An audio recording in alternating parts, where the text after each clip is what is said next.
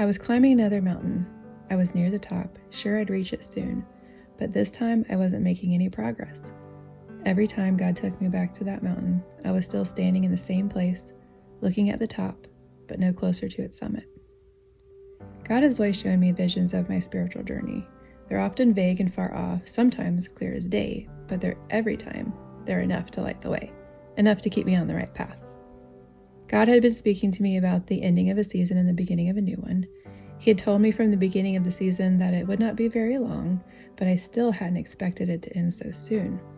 I had no next step. I selfishly worried about everything I would lose. In a prayer to God I wrote at the time, I remember talking to him about it and saying, God, you know that I love doing ministry, building teams, equipping people, leading worship.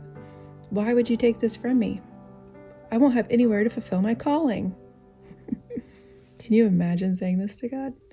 Let me tell you, he was quick to remind me who owns all the resource and who put those desires and passions in my heart in the first place. He took me back to that mountain, but this time he widened my view. I could not only see the top of the mountain, but I could also see myself standing on the mountain. I was surprised by what I saw.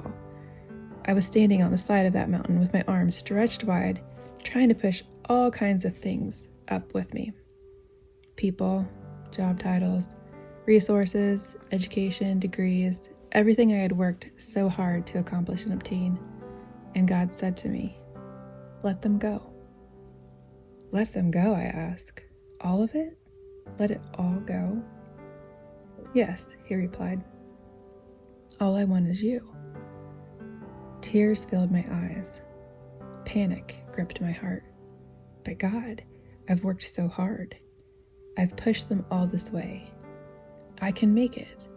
I can get it all up there. No, you can't.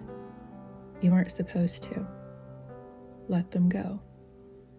As I stood there shaking and straining to keep it all balanced, I still begged for assurance. Would it all be lost?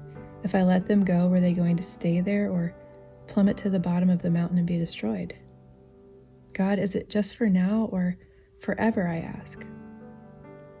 He didn't reply, and I knew it was time for a decision. How badly did I want what God had for me?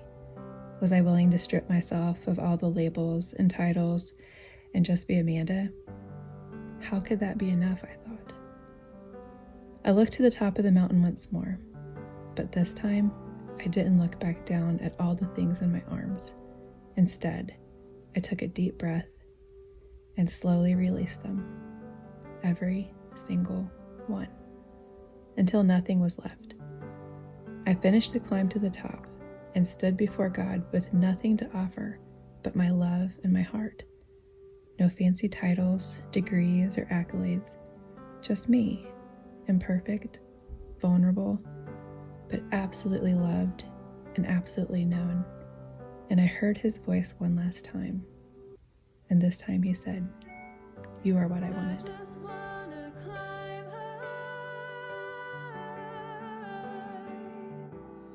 I just wanna